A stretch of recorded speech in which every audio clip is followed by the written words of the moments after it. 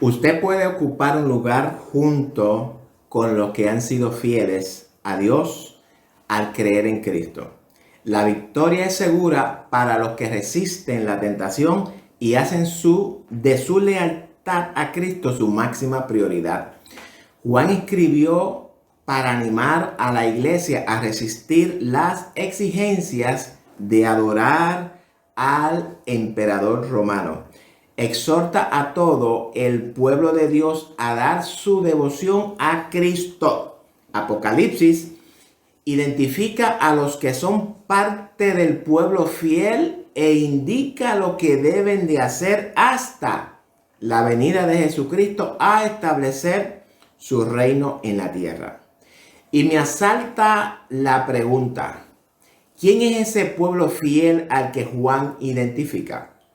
Lo prometido es deuda. Hoy vamos a estudiar unos textos escatológicos de mucha relevancia para el pueblo de Dios. Hoy vamos a descubrir en las Escrituras quiénes son esos 144,000 que el ángel dice que deben de ser sellados en sus frentes. El ángel lo identifica como siervos de Dios. ¿Quiénes son esos siervos de Dios? ¿Por qué tienen que ser sellados en las frentes? ¿Será que ese sello es contrario a la marca de la bestia? ¿Qué simboliza el sello en la frente? ¿Son realmente los israelitas o es símbolo? ¿Por qué 12,000 de cada tribu? ¿Estará usted entre los 144,000? ¿Cuáles son las características de estos 144,000? Hoy vamos a ver qué nos enseña la Biblia acerca de estos 144,000 y acerca del sello en la frente. Yo les pido que no se muevan de su asiento hasta terminar de ver este video completo. No lo deje a la mitad, por favor. No se pierda ni un minuto de este video, porque si usted lo deja a la mitad se va a perder de enseñanzas que no la va a encontrar en ningún instituto bíblico ni en ninguna universidad teológica, ni tampoco en ninguna enseñanza en su iglesia. Estas enseñanzas solamente las puede adquirir aquí por tu canal Biblia Estudio TV, tu instituto bíblico virtual para la gloria y la honra de nuestro Dios. Para que usted pueda armar el rompecabezas, es necesario tener todas las piezas en sus manos. Si usted deja perder piezas, nunca va a tener el panorama completo. Comparta este estudio con sus amigos y familiares. Tenemos una misión: inundar al mundo con el mensaje del Evangelio. Si usted mira este video en YouTube o en Facebook, por favor, denle me gusta al video para que las plataformas difundan el video a más personas en el mundo. Comparta la palabra de Dios con todos los seres humanos que viven en la oscuridad de la verdad de Dios. Conviértase en un colaborador de la obra de Jesucristo. Las recompensas del Señor son eternas para sus hijos, mi querido hermano. Dios les bendiga a todos. Bienvenidos al Ministerio de Enseñanzas Bíblicas, Biblia Estudio TV, tu instituto bíblico virtual. Soy Víctor Cáceres, tu hermano en Cristo. Bienvenidos a Apocalipsis actualizado, el sexto sello de Apocalipsis, segunda parte. Un abrazo para toda nuestra gente linda de América del Sur, América Central y del Caribe. Los amo en el amor de Jesucristo y siempre estoy orando por todos ustedes. Quiero hoy también saludar a la hermana María Dina de Huaca, Colombia. También un saludo al hermano Sebastián de Chile. Quiero decirle a Sebastián que no le he podido contestar su pregunta, pero pronto se la voy a contestar. Me hizo una pregunta complicada. También un saludo a nuestra hermana Leida Rojas, que me pregunta acerca de los dos testigos que aparecen en la tribulación. Hermana Leida, les recomiendo que siga nuestros estudios. Todavía no hemos llegado al capítulo 11. En ese capítulo 11 van a haber muchas sorpresas, como en esta de los 144,000. Sus comentarios son bienvenidos. Comente o solicito oración por medio de nuestro enlace de WhatsApp. Hoy vamos a continuar con la segunda parte de este espectacular estudio del sexto sello. Espero en el Señor que sea de edificación para toda la iglesia del Señor y para todos los amigos simpatizantes del Evangelio. Vamos a orar para que el Espíritu Santo nos guíe en todo este estudio del sexto sello. Y Padre de nuestro Señor Jesucristo, te damos gracias por esta nueva oportunidad que tú nos permites de traer este estudio de la segunda parte del sexto sello. Hoy vamos a estar trabajando con los 144,000. Te pido, Dios amado, que tú nos guíe en todo este estudio, que tu Espíritu Santo nos dé la sabiduría, nos dé el discernimiento, que al abrir tu palabra se nos puedan revelar y nos puedan decir exactamente cómo el Espíritu Santo la inspiró. Te pido que tú también abras o ilumines los ojos de los amigos que nos están escuchando, de los hermanos que nos están escuchando, que tú alumbres los pensamientos de ellos, Señor, para que ellos puedan entender el mensaje, lo que hay detrás de todas estas simbologías, Señor. Manifiesta tu sabiduría en cada uno de nosotros, Señor, para que el mensaje llegue a nuestro corazón. Te doy a ti toda la gloria y toda la honra, como siempre. Te doy gracias por ser el instrumento que tú usas para transmitir este mensaje a tu pueblo, Señor. Toda la gloria y toda la honra es para ti y te doy gracias en el nombre de tu Hijo amado Jesucristo. Amén.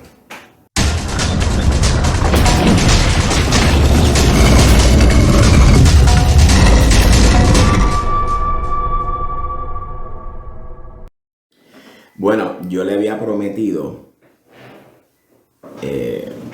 un diagrama que lo traje en la primera parte del estudio. Si usted no ha visto la primera parte de este estudio, yo le invito a que por favor vea la primera parte para que pueda entrar en el contexto, para que usted pueda tener el rompecabezas completo, porque si usted tiene piezas sueltas de sus rompecabezas, usted no va a poder tener el panorama completo y no va a poder entender lo que estoy hablando. Voy a tratar de poner este diagrama en la pantalla, esperando en el Señor que puedan entender lo que yo le estoy tratando de transmitir por medio de este diagrama. Las 7 iglesias, los 7 sellos y las 7 trompetas.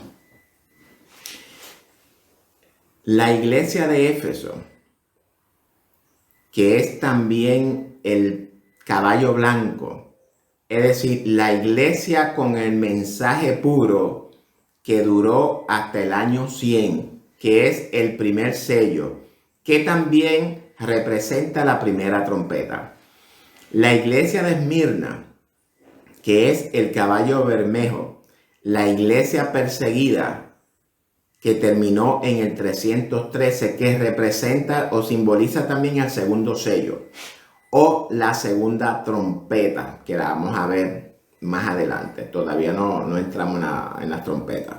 La iglesia de Pérgamo, caballo negro. La iglesia apóstata, 538, que es el tercer sello, la tercera trompeta. La iglesia de Pérgamo es la iglesia que cometió fornicación apocalíptica, el casamiento con el cristianismo y con el paganismo. La iglesia de Tiatira, caballo amarillo, la iglesia del anticristo o la iglesia falsa que terminó en el 1517, representada por el cuarto sello, que también va a ser representada por la cuarta trompeta. Esas 4 iglesias estuvieron bajo el dominio en parte del Imperio Romano y otra parte bajo el Imperio Romano Papal, ¿verdad? La cuarta bestia que nos habla Daniel. La iglesia de Sardis, caballo amarillo, la iglesia reformada o la iglesia perseguida, que terminó aproximadamente en el año 1800, estas fechas no son exactas, que también representa el quinto sello y la quinta trompeta. La iglesia de Filadelfia, señales antes del fin. La iglesia perfecta, la cual Jesucristo no encontró tachas. Y esta aproximadamente terminó en el 1950, por ahí, alrededor de esos años. Recuerden que esto no podemos tener la iglesia, las fechas exactas. Que representa al quinto sello, la quinta trompeta. ¿Recuerdan? Las almas bajo el altar. La iglesia de la Odisea, que es la que nos trae las señales de la segunda venida de Cristo, que también representa a la iglesia tibia. Aquella iglesia, por cuanto no era fría ni caliente, dice el Señor que la iba a vomitar de su boca. Que está en el sexto sello y en la sexta trompeta. Cuando entramos al séptimo sello, el séptimo sello introduce las 7 trompetas. Las 7 trompetas que en ellas están incluidas pues tribulaciones, persecuciones, guerras, angustias, arrebatamiento, Cristo visible. La séptima trompeta también introduce pues las copas, la ira de Dios, el juicio, el establecimiento del reino de Dios. Las trompetas simbolizan las advertencias de Dios a la humanidad durante todos los tiempos y un llamado al arrepentimiento. O sea que entonces las fiestas de trompetas recordaba al pueblo 2 cosas. Primero, los días temibles de persecución que el pueblo de Dios debía de padecer antes de la llegada del Mesías. Y segundo, la resurrección de los justos. Antes de terminar esta intervención, yo quiero definir la palabra metáfora. Una metáfora es un tipo de tropo o figura retórica en el que se traslada el significado de un concepto a otro, estableciendo una relación de semejanza o analogía entre ambos términos. Tropo que consiste en presentar como idénticos 2 términos distintos.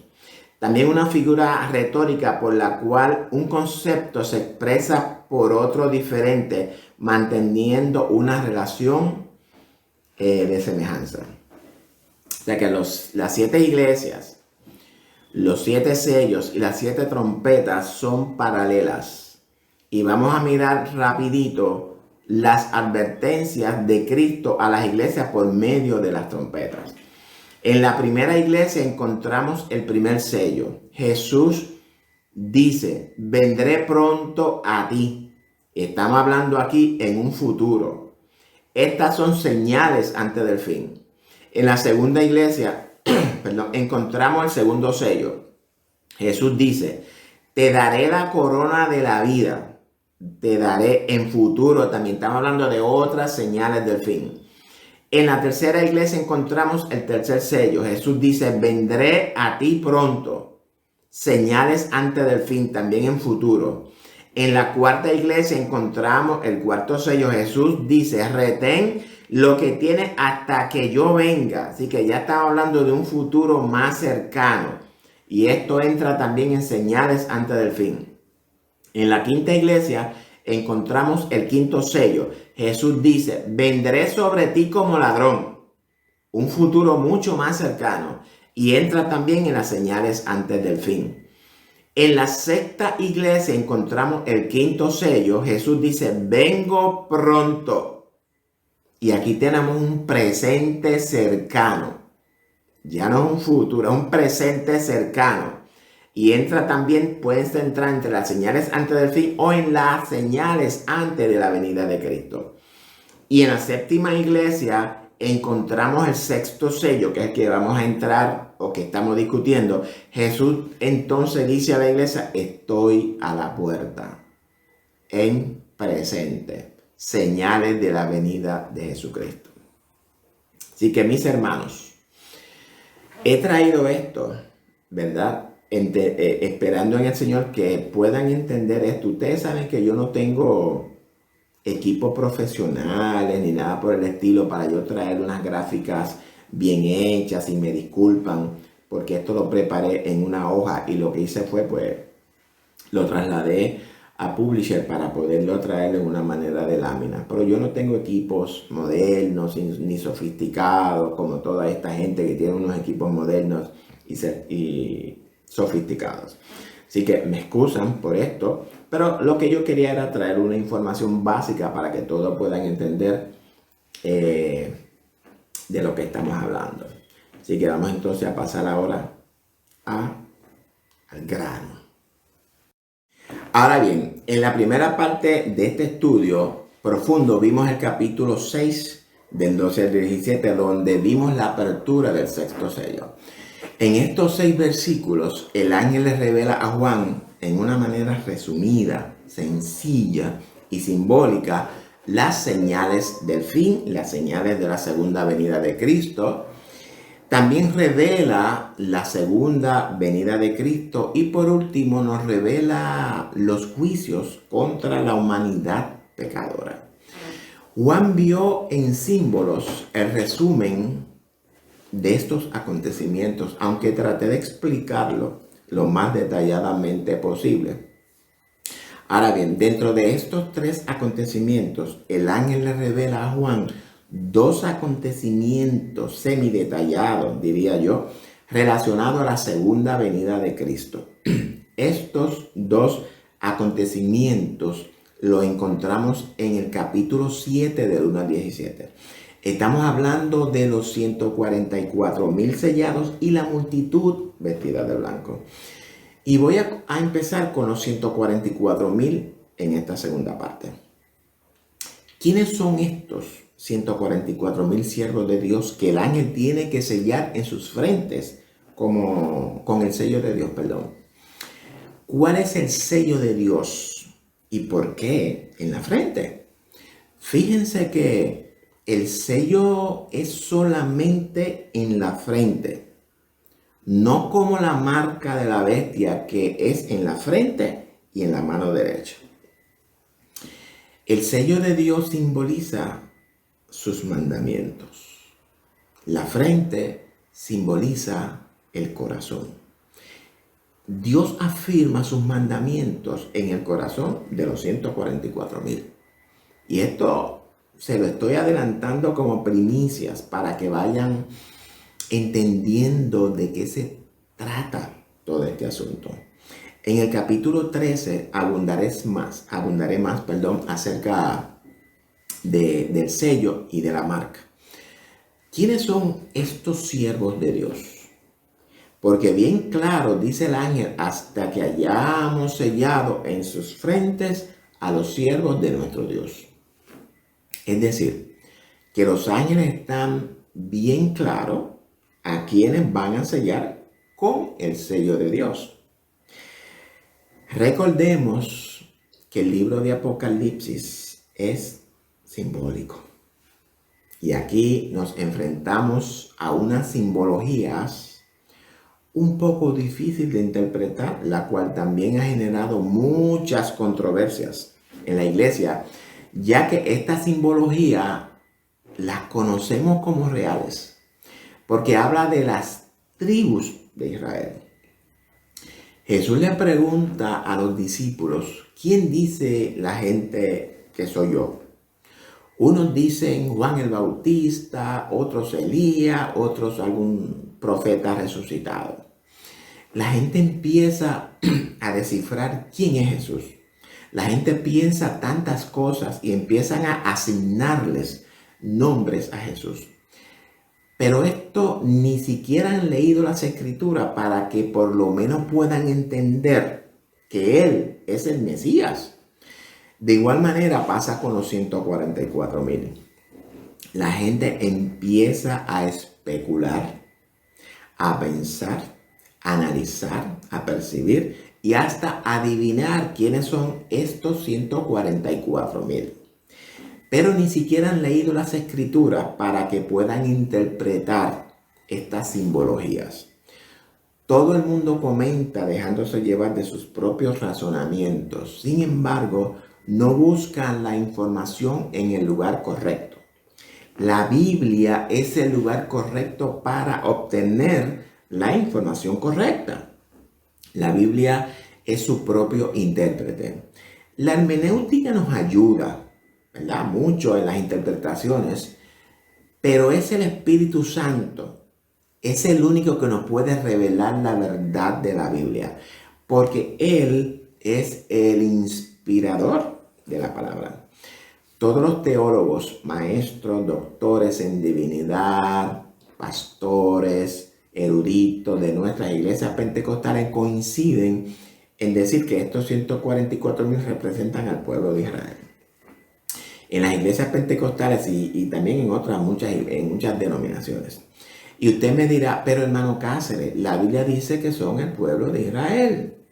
Y dice que son 12,000 de cada tribu. Sin lugar a duda, simbólicamente son el pueblo de Israel.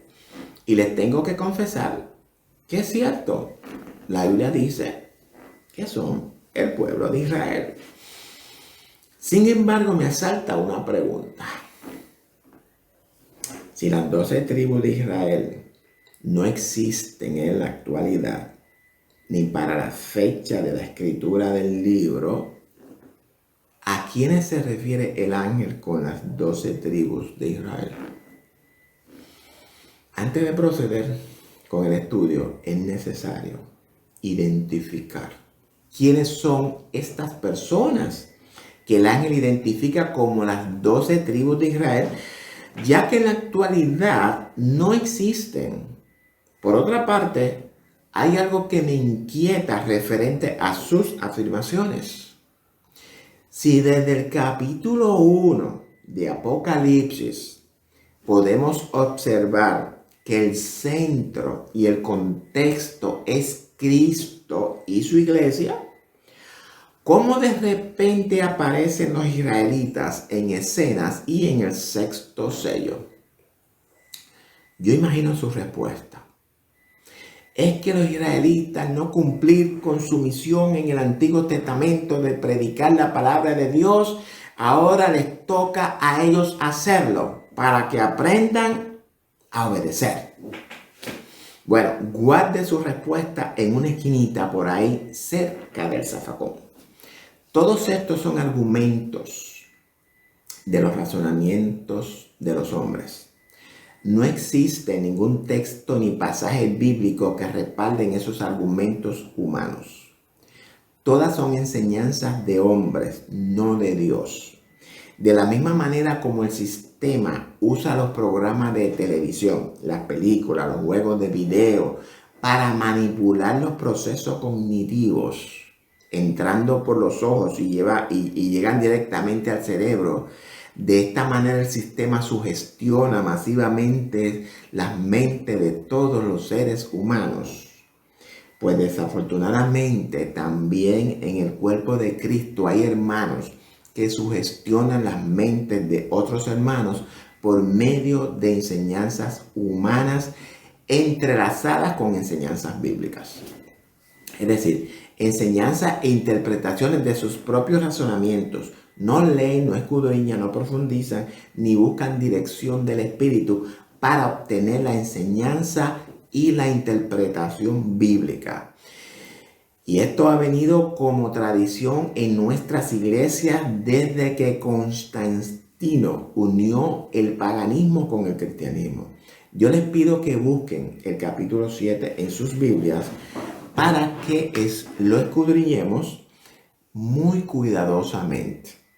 Interpretemos todas estas simbologías, o por lo menos tratar de interpretarlas todas.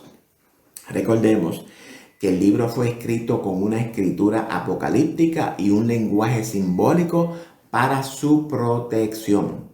Ningún ser humano natural puede interpretar el libro. Solamente la iglesia, por medio del Espíritu Santo, lo puede interpretar. Recordemos el sueño de Nabucodonosor. Ninguno de los sabios de Babilonia pudieron interpretarlo, solamente Daniel, por medio de la revelación de Dios. Bueno, vamos a continuar. Le pido por favor que comparta este video con sus amigos y familiares. Conviértase en un evangelista. Al usted compartir este video con sus amigos y con sus familiares, usted está expandiendo el evangelio, del reino de los cielos con todas estas personas que viven en oscuridad de la verdad de Cristo.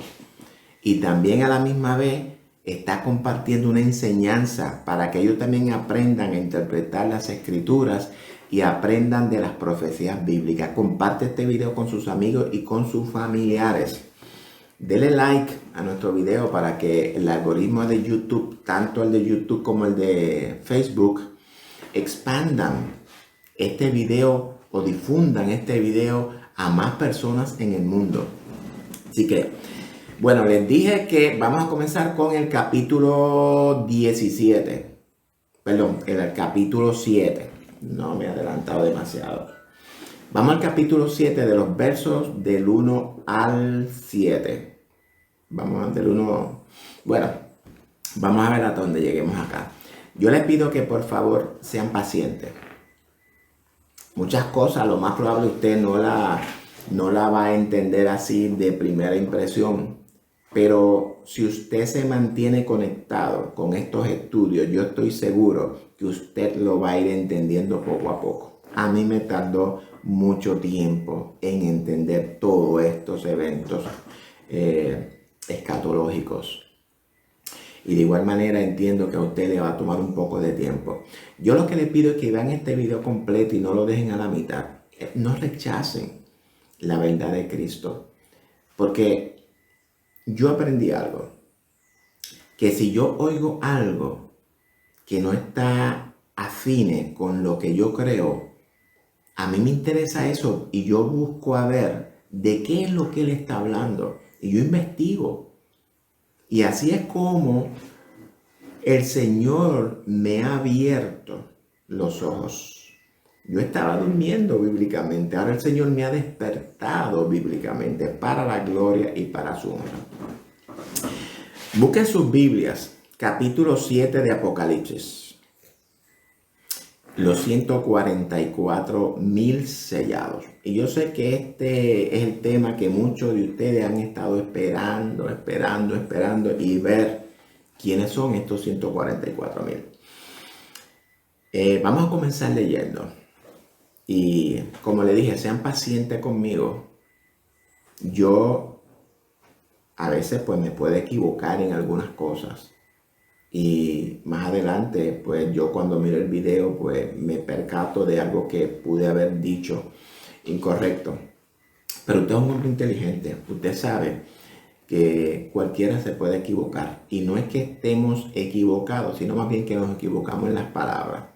Porque usted sabe cuando es un error. Y usted sabe cuando es algo que está mal. Así que preste atención, abra su corazón, tenga una mente objetiva. Para que usted pueda entender una verdad absoluta. Siempre se lo digo, una mente objetiva. Despertemos a la Biblia. Pídale a Dios que le dé un despertar bíblico. Así como yo le pedí a Dios que me diera un despertar bíblico. Y ahora yo lo estoy durmiendo. Para la gloria y la honra de Él. Vamos a leer el texto número 1, el versículo número 1. Después de esto, ¿verdad? Después de lo que Juan vio anteriormente, después de la visión que tuvo del sexto sello. Después de esto vi a 4 ángeles en pie sobre los 4 ángulos de la tierra, es decir, de todo el mundo. Recuerden que los cuatro ángulos de la Tierra representan, pues, como nosotros les llamamos, los cuatro puntos cardinales. Lo que representa es que de todo el mundo, que detenían los cuatro vientos de la Tierra. Y cuando hablamos aquí de vientos, tenemos que entender que estamos hablando de eventos catastróficos, pueden ser eventos bélicos, guerras, persecuciones, lo que sea. Dice que detenían los cuatro vientos de la tierra para que no soplase viento alguno sobre la tierra. Es decir, que estos cuatro ángeles habían detenido temporariamente ni sobre el mar, y cuando hablamos del mar en la Biblia, todos entiendo que deben de entender que se refieren a multitud de personas o muchedumbre, gentes, naciones, cualquier cosa que tenga que ver con muchas personas. Ni sobre ningún árbol. Fíjate que dice aquí que detengan el viento sobre el mar y sobre ningún árbol. Aquí hay dos grupos de personas, mis queridos hermanos. Porque cuando usted busca el significado del árbol en la Biblia, un árbol representa a un cristiano firme, a un creyente firme. Así que vamos a tenernos aquí por un momento para interpretar símbolos importantes para que podamos entender el contexto, los textos de ahora en adelante. Les recuerdo que el libro de Apocalipsis es simbólico en su gran mayoría, por no decir en su totalidad. Debemos interpretar la simbología muy cuidadosamente, mis queridos hermanos. Por ejemplo, los cuatro vientos de la tierra simbolizan, como le dije ya, guerras, persecuciones o algún tipo de evento catastrófico o bélico. Daniel usa una expresión bien parecida en su visión de las cuatro bestias en Daniel 7:2. Daniel dijo: miraba yo en mi visión de noche, y he aquí que los cuatro vientos del cielo combatían en el gran mar. Así que vemos aquí las mismas palabras de Daniel, pero en otra combinación. Dice que veía los cuatro vientos del cielo combatían en el gran mar, refiriéndose a qué? A las guerras que estaban en el mundo en ese momento, entre la humanidad. Combatían en el gran mar de las guerras. Y esto tenemos que tenerlo claro. La gran mayoría de lo que el ángel le revela a Juan, ya esto fue revelado en el Antiguo Testamento, o experimentado por el pueblo judío. Y entiéndase, la tribu de Judá. El ángel solamente está confirmando a Juan. Todos saben que mar simboliza muchedumbre de gentes, o muchedumbre, gente, o naciones, o como usted le quiera llamar. La simbología del árbol en la Biblia representa al creyente, en la mayoría de los casos, dependiendo en el contexto en el que se esté hablando. Es aquel que permanece firme en su fe. Será como árbol plantado junto a corrientes de aguas, que da su fruto en su tiempo y su hoja no cae, y todo lo que hace prosperará.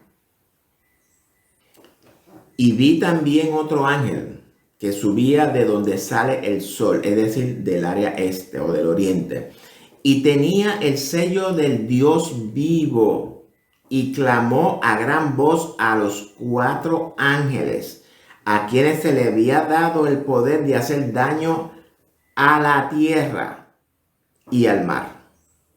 Fíjate que aquí dice que se les había dado poder para hacer daño a la tierra y al mar, pero no a los árboles, no al árbol. Y todas estas son simbologías que debemos escudriñarla muy cuidadosamente, diciendo: no hagáis daño a la tierra, ni al mar, ni a los árboles, hasta que hayamos sellado en sus frentes a los siervos de nuestro Dios. ¿Qué es un siervo? Vamos a comenzar definiendo qué es un siervo para que podamos entender, ¿verdad?, el contexto de qué siervos o quiénes son estos siervos y qué es un siervo.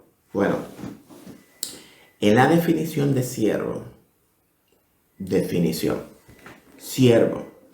El significado bíblico de siervo es alguien que sirve a cambio de algo o voluntariamente. Una persona recta que atesora órdenes y que cumple con lo encomendado. Alguien que es sumiso, obediente, leal. La palabra de Dios se refiere a sus hijos como siervos, basándose en aquellos seguidores que llevan el mensaje de salvación, que abandonaban todo para servir a Dios. Y Pablo es un buen ejemplo de lo que es un buen siervo.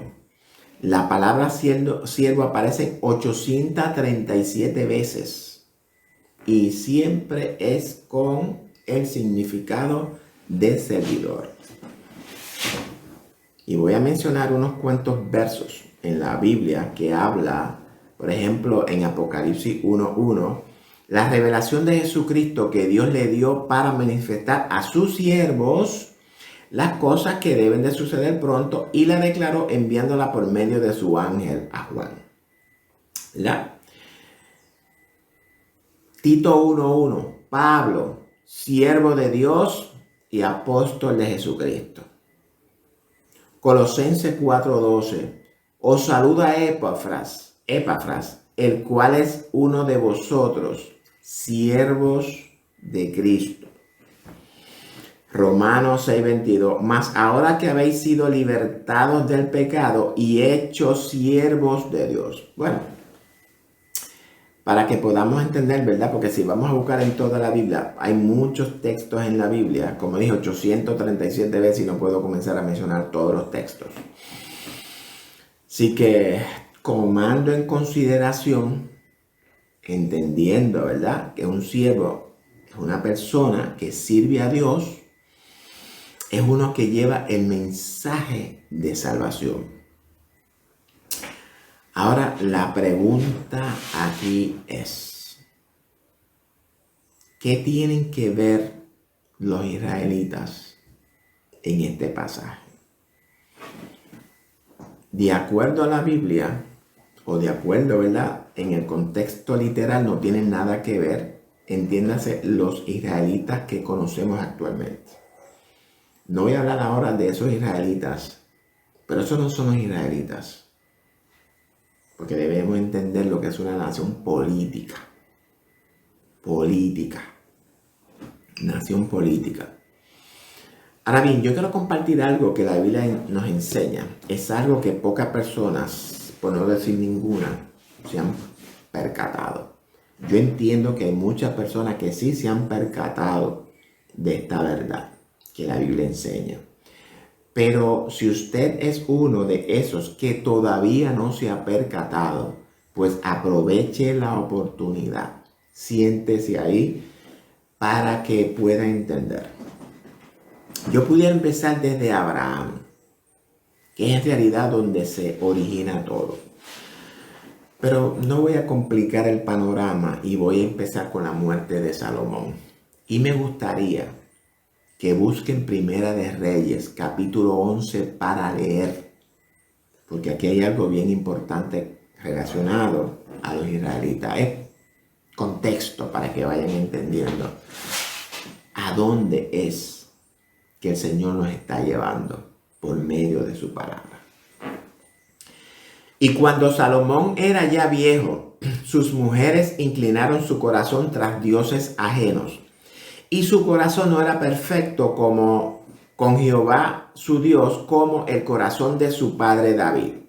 Porque Salomón siguió a Astoret, diosa de los sidonios, y a Milcom, ídolo abominable de los amonitas. E hizo Salomón lo malo ante los ojos de Jehová, y no siguió cumplidamente a Jehová como David su padre.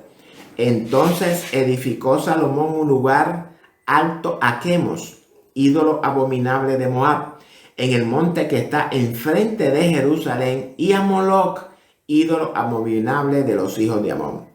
Así hizo para todas sus mujeres extranjeras, las cuales quemaban incienso y ofrecían sacrificios a sus dioses. Y se enojó Jehová contra Salomón por cuanto su corazón se había apartado de Jehová de Israel, del Dios de Israel, que le había aparecido 2 veces. Y le había mandado acerca de esto, que no siguieses a dioses ajenos. Mas él no guardó lo que mandó Jehová. Y dijo Jehová a Salomón: por cuanto ha habido esto en ti, y no has guardado mi pacto y mis estatutos que yo te mandé, romperé de ti el reino y lo entregaré a tu siervo. Sin embargo, no lo haré en tus días por amor a David tu padre, y lo romperé de la mano de tu hijo. Pero no romperé todo el reino, sino que daré una tribu a tu hijo, por amor a David mi siervo, y por amor a Jerusalén, el cual yo he elegido. Así que vemos aquí a Dios sentenciando al reino de Salomón por causa de su pecado. Ustedes saben que Dios le había mandado que no tomaran mujeres que no sean de la tribu, porque iba a pasar precisamente lo que pasó con Salomón. Y es por esto que el Evangelio también nos invita a no hacer yugo desigual, mis queridos hermanos. Es decir, a no ir a buscar al mundo mujeres, ni hombres tampoco, ¿verdad? Las mujeres no buscar hombres en el mundo. Como si dentro del cuerpo de Cristo, dentro de la iglesia, no existieran hombres y mujeres de calibre bueno. Aquí es donde están los buenos, no en el mundo. En el mundo lo que ofrece son vanidades. Así que, ¿verdad? El pecado fue eso: fornicación o adulterio espiritual. Porque el adulterio no solamente es literal, no es físico, es espiritual. Dios le dice que no romperá el reino en los días de Salomón por amor a David su padre, pero lo romperá de la mano de su hijo. Y que a su hijo solamente le daría una de las tribus. Surge entonces la pregunta: ¿y las otras tribus a quién se lo va a dar? Bueno, vamos a continuar leyendo y vamos a contestar esa pregunta. Continuamos leyendo en Primera de Reyes del 11, 26 al 37. Porque Dios es claro en sus cosas. Cuando nosotros hacemos pacto con Dios, y Dios hace pacto con nosotros, Dios espera que nosotros cumplamos lo que hemos acordado con Él. Y el no cumplir acarrea consecuencias mortales. Así que vamos a leer en Primera de Reyes. Así que continuamos leyendo Primera de Reyes 11, 26 al 37. También Jeroboam, hijo de Nabat, efrateo de Sereda, siervo de Salomón, cuya madre se llamaba Serúa. Y esto tienen que tenerlo siempre pendiente. Cuando hablan e identifican a las mamás de estos chicos, de los que fueron reyes y todas esas cosas, es importante tomar en consideración ese nombre y ese significado. La cual era viuda, alzó su mano contra el rey. La causa por la cual éste alzó su mano contra el rey fue esta: Salomón, edificando a Milo, cerró el portillo de la ciudad de David su padre. Y este varón Jeroboam era valiente y esforzado. Y viendo Salomón al joven, que era hombre activo, le encomendó todo el cargo de la casa de José. Aconteció pues que en aquel tiempo, que saliendo Jeroboam de Jerusalén, le encontró en el camino el profeta Ahías Silonita. Y este estaba cubierto con una capa nueva, y estaban ellos dos solos en el campo. Y tomando Ahías la capa nueva que tenía sobre sí, la rompió en 12 pedazos. Vamos entendiendo. Y dijo a Jeroboam: toma para ti los 10 pedazos, porque así ha dicho Jehová Dios de Israel: he aquí yo rompo el reino de la mano de Salomón, y a ti te daré 10 tribus. Y tendrá una tribu por amor a David mi siervo, y por amor a Jerusalén, la ciudad que yo he elegido a todas las tribus de Israel. Por cuanto me han dejado y han adorado a Astoret, diosa de los sidonios, a Quemos, dios de Moab, y a Moloc, dios de los hijos de Amón, y no han andado en mis caminos para hacer lo recto de mis ojos, y mis estatutos y mis decretos, como hizo David su padre. Pero no quitaré nada del reino de sus manos. sino que lo retendré por rey todos los días de su vida por amor a David, mi siervo, el cual yo elegí y quien guardó mis mandamientos y mis estatutos. Pero quitaré el reino de la mano de su hijo y lo daré a ti, las 10 tribus. Y a su hijo daré una tribu para que mi siervo David tenga lámpara todos los días delante de mí en Jerusalén, ciudad que yo elegí para poner en ella mi nombre. Esto es bien importante que lo tengan pendiente. Yo pues te tomaré a ti y tú reinarás en todas las cosas que deseare tu alma y serás rey sobre Israel. Fíjate que Dios le dice aquí a Jeroboam, ¿verdad? Dios le dice que va a partir las tribus, proféticamente lo decreta por medio de Ahías, Silonita, le dice que le va a entregar en mano de Jeroboam 10 tribus, que es la cual ustedes saben que son las tribus del norte. Y vemos aquí que también dice que le va a dejar una sola tribu al hijo de Salomón. Pero cuando usted me dice, bueno, 10 y una son 11, no, lo que pasa es que la tribu de Judá, que es la tribu que él le va a dejar, ahí estaban envueltos la gente de Benjamín. Y si usted no conoce la historia de la tribu de Benjamín, yo le invito a que lea el capítulo 20 de Jueces, la guerra de los benjamitas o contra Benjamín. Algo bien triste, de verdad, algo bien triste. Pero léala en Jueces 20 y léase de paso el levita y la concubina, que hay algo bien importante que todos deben de saber.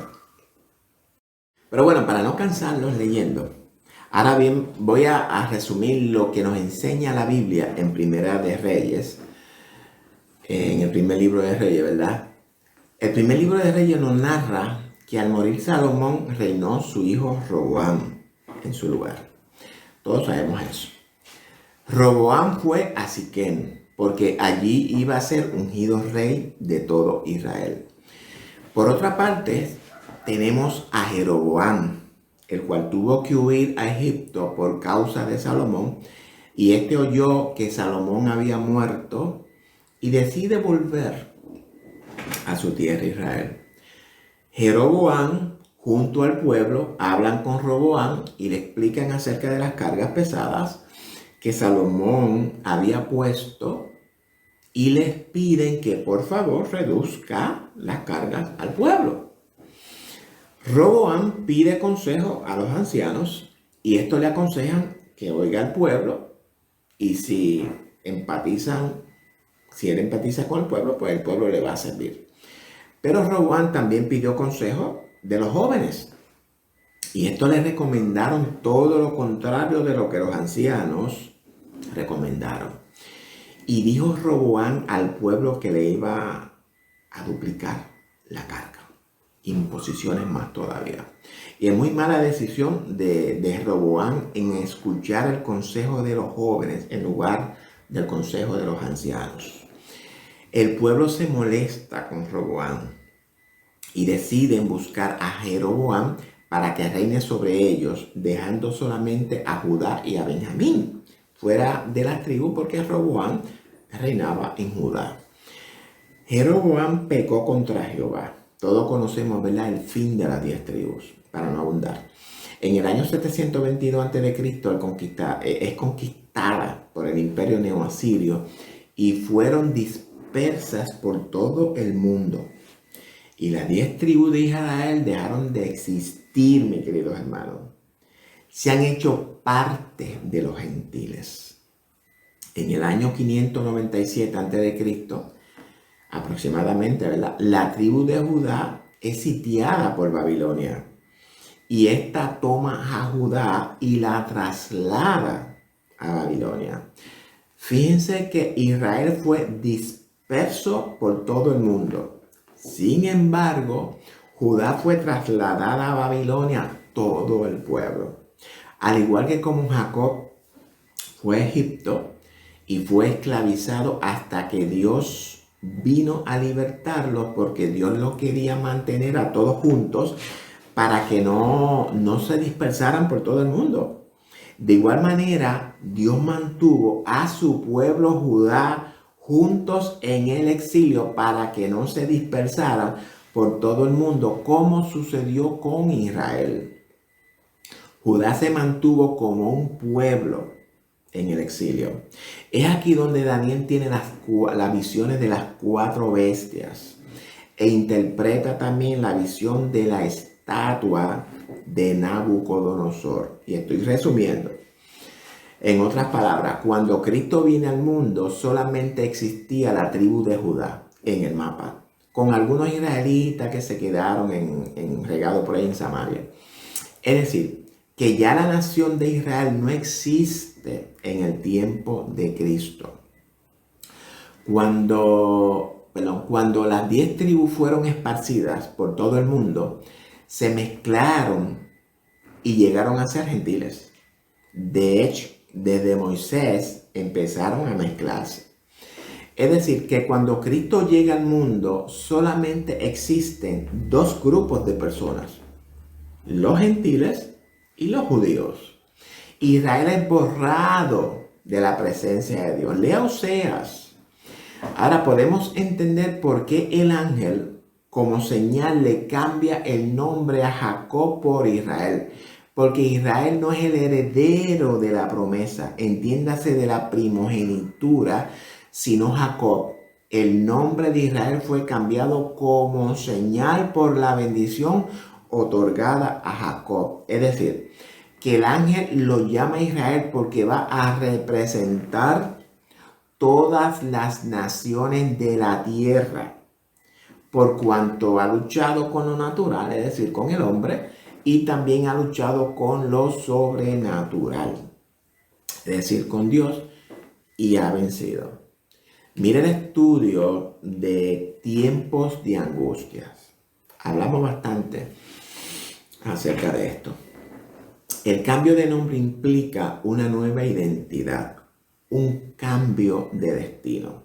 Es por esta la razón que Dios divide las 12 tribus en 2 grupos, uno de 10 y otro de 2. La tribu mayor servirá a la menor. Israel servirá a Judá. Y esto lo podremos entender poco a poco, por medio de los estudios que vienen de camino. Yo sé que muchos de ustedes no entienden esto que estoy diciendo. A mí me tomó mucho tiempo en entender esto. Fueron oraciones, peticiones al Espíritu: ilumina mi mente, alumbra los ojos de mi entendimiento, dame sabiduría, dame discernimiento, entendimiento, etcétera, etcétera, etcétera. Pero para que usted conozca más acerca de las 10 tribus de Israel, le invito a leer todos los profetas, porque ahí va a encontrar muchas informaciones acerca de la restauración de Israel, o mejor dicho, del pueblo gentil. En el estudio que estoy preparando vamos a abundar mucho más y detalladamente todo esto que les traje en resumen acerca de las 10 tribus de Israel. Le mantendré al tanto. Cuando Cristo vino al mundo a predicar el reino de Dios, dice Juan que los que lo recibieron fueron hechos hijos de Dios.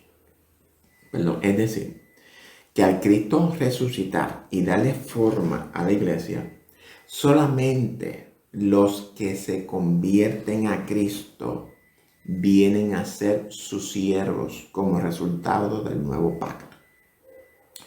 Todos los demás judíos pasan a ser gentiles, igual que todos los demás. Pablo dice en Romanos 3:9 que los judíos no son mejores que los gentiles, pues ya él había acusado a gentiles y a judíos. Y por tanto, todos, tanto los judíos como los gentiles, están bajo pecado. Todos necesitan arrepentimiento. Los siervos de Dios hoy los componen las ovejas perdidas de la casa de Israel y los gentiles. Resumen de lo que dije. Dios rompe el reino de Salomón en 2 grupos: Judea y las 10 tribus. Las 10 tribus son dispersas y mezcladas con los gentiles. De hecho, desde Josué está mezclada con los gentiles. Dios conserva a Judea como la tribu de donde viene el Mesías. Busque la bendición de Jacob a Judá. Lea los profetas, en particular Oseas. Cuando Cristo viene al mundo, solamente Judá está en pie. Dice Daniel que por otra semana confirmará el pacto con muchos y a la mitad de la semana hará cesar los sacrificios y las ofrendas. Esta última semana que habla Daniel es la semana 70, en la cual Cristo confirma su pacto, su nuevo pacto con el remanente del pueblo judío. Y cuando resucita, cesan los sacrificios y las ofrendas del templo. Ya no hay que hacer nada más sacrificio, porque el de Cristo es suficiente. Y es por esta razón que el velo del templo se rasgó en 2 pedazos para abrir las puertas al lugar santísimo, para que todos puedan entrar y habitar en la presencia de Dios. Por esta razón que también Jehová dice que levantará el tabernáculo caído de David. Si usted no sabe lo que es el tabernáculo de David, búscalo en la Biblia o espere hasta que prepare el estudio que está en agenda para traerlo. Y vamos a continuar con los siguientes versos del 4 en adelante. Y oí el número de los sellados, 144,000 sellados de todas las tribus de los hijos de Israel. De la tribu de Judá, 12,000 sellados. De la tribu de Rubén, 12,000 sellados. De la tribu de Gad, 12,000 sellados. De la tribu de Aser, 12,000 sellados. De la tribu de Neftalí, 12,000 sellados. De la tribu de Manasés, 12,000 sellados. De la tribu de Simeón, 12,000 sellados. De la tribu de Leví, 12,000 sellados. De la tribu de Isaacar, 12,000 sellados. De la tribu de Zabulón, 12,000 sellados. De la tribu de José, 12,000 sellados. De la tribu de Benjamín, 12,000 sellados. Ahora bien, para que podamos entender esta simbología de los 144,000, debemos de movernos al Antiguo Testamento, en particular a Génesis y al libro de Números. Pero vamos a detener esta segunda parte aquí. Ya hemos aprendido que la nación de Israel original ya no existe. Vemos a una nación de Israel política en la actualidad que de religiosa no tiene nada. Vimos que en el 722 a.C. las 10 tribus fueron esparcidas entre los gentiles. También vimos que la tribu de Judá era la única que estaba en pie cuando el Mesías hizo su aparición. Vimos también que en la semana número 70, la última de las 70 semanas que Dios había determinado sobre el pueblo de Daniel, es decir, la tribu de Judá y sobre Jerusalén, para terminar con el pecado, para terminar con la prevaricación, poner fin al pecado, expiar la iniquidad, sellar la visión y la profecía y por último ungir al Santo de los Santos. Ahora bien, en las semanas número 70, Cristo confirma el pacto con muchos, es decir, con los judíos que creyeron en él, el remanente, y a la mitad de esa semana hizo cesar los sacrificios y ofrenda, porque su muerte fue el sacrificio perfecto. No había más necesidad de sacrificios. Pero nos queda la segunda mitad de la semana por descubrir. Hablamos de eso más luego. Pablo dijo en Romanos que los judíos no eran mejor que los gentiles, pues ya los había acusado a todos, tanto a judíos como a gentiles, pues son culpables de juicio. Todos están bajo pecado, todos necesitan arrepentimiento. Dios los encerró todos bajo pecado. Vimos también que el cambio de nombre de Jacob a Israel fue la señal de que el ángel había bendecido a Jacob como heredero de la promesa. Israel ahora representa a todas las naciones de la tierra y Jacob representa al pueblo escogido de Dios para reinar con Cristo, es decir, la iglesia, compuesta por las ovejas perdidas de la casa de Israel y los gentiles, que somos ¿qué? Los herederos de la promesa. El mismo Jesús dice en Mateo 19:28 que cuando el Hijo del Hombre se siente en su trono de gloria, la iglesia se va a sentar con Cristo a juzgar las 12 tribus de Israel. Y para reforzar el pensamiento, Pablo dice en Romanos que el judío es el que es circuncidado del corazón. En otras palabras, nosotros, la iglesia, somos los verdaderos judíos. Pero de esto vamos a abundar un poco más en la tercera parte. No se pierda la tercera parte de este extraordinario estudio, mis queridos hermanos. El propósito de estos estudios es edificar a la iglesia. Esto usted no lo encuentra en ningún instituto bíblico, en ninguna universidad teológica, ni en ninguna clase bíblica. Si usted ama a sus amigos y familiares, entonces usted debe de compartir este estudio con ellos. Sus comentarios son siempre bienvenidos. Use el enlace que está ahí de WhatsApp y comente, haga sus preguntas, sus dudas, peticiones. Ponga su nombre y el país y en el próximo video lo voy a saludar personalmente. Oramos y nos despedimos. Buen Dios y Padre de nuestro Señor Jesucristo, te alabamos, te glorificamos, te damos gloria y honra porque tú eres, Señor, el creador del mundo, eres el creador de los cielos y la tierra y eres el creador de todo. Y estamos aquí para alabarte, glorificarte y darte gracias por este estudio que tú hoy, mi Dios, has tenido para bien traerlo para el conocimiento de tu pueblo, de tu iglesia, para la edificación de cada uno de ellos, Señor. Te amamos, te adoramos, te bendecimos, Dios, y te damos gracias porque tú estás glorificándote, Señor. Gracias te doy por ser el instrumento que tú has escogido para traer este estudio, Señor amado, todo para la gloria y para la honra tuya. Como tú sabes que yo te he confesado, yo simplemente quiero ser un instrumento.